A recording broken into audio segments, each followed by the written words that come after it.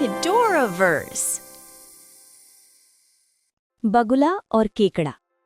एक चमकती हुई नीली झील के किनारे, जहां ऊंची ऊंची सरकंडे की घास और खिले हुए कमल के फूल लहराते थे, वहां एक सुंदर सफेद बगुला रहता था, जिसका नाम अर्जुन था। उसके लंबे पतले पैर, तेज नुकीली चोंच और सुनहरी धूप में चमकते हुए उसके शानदार पंख उसे सभी का प्रिय बनाते थे। लेकिन उसके शांत और सभ्य रूप के पीछे एक स्वार्थी दिल छिपा हुआ था।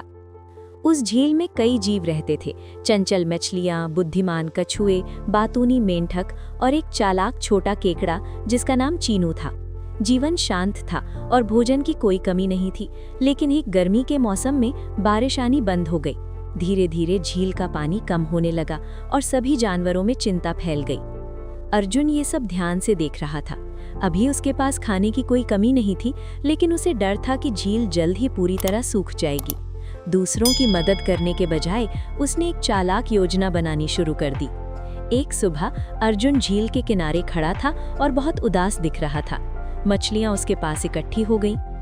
प्रिय दोस्तों, अर्जुन ने गहरी सांस लेते हुए कहा, मैं दूर पहाड़ों के पार उड़कर गया था और वहां मैंने एक सुंदर गहरी झील देखी है जो ताजे पानी से भरी हुई है।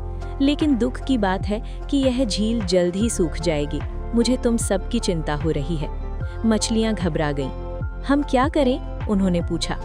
अर्जुन ने धीरे से कहा, मैं तुम्हारी मदद कर सकता हूँ। मैं तुम्हें एक एक करके अपनी चोंच में उठाकर उस नई झील तक पहुँचा सकता हूँ। यही तुम्हें बचाने का एकमात्र तरीका है। बेबस और भरोसे से भरी मछलियों ने उसकी बात मान ली। उसी दिन अर्जुन पहली मछली को अपनी चोंच में पकड़कर आसमान में उड़ गया। लेकिन दूसरी झील की ओर जाने के बजाय वह दूर एक सुनसान चट्टान पर उतरा और उस मछली को खा गया। दिन ब दिन अर्जुन यही चाल चलता रहा।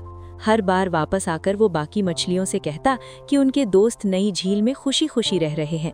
धीरे धीरे झील में मछलियों की संख्या कम होने लगी। केकड़ा चीनू ये सब चुपचाप देख रहा था। उसे कुछ अजीब लगा। कोई भी मछली वापस आकर अपनी खुशी की खबर नहीं दे रही है। उसकी तेज बुद्धि को शक होने लगा। एक दिन चीनू अर्जुन के पास गया और बोला, प्रिय अर्जुन, मैं भी उस सुंदर झील में जाना चाहता हूँ। क्या तुम मुझे वहाँ ले चलोगे? अर्जुन थोड़ा झिझका।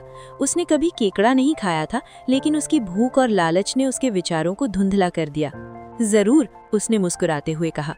चीनू अर्जुन की पीठ पर चढ़ गया और अपने मजबूत पंजों से उसे कसकर पकड़ लिया। जब वे आसमान में उड़ रहे थे, चीनू ने ध्यान से चारों ओर देखा।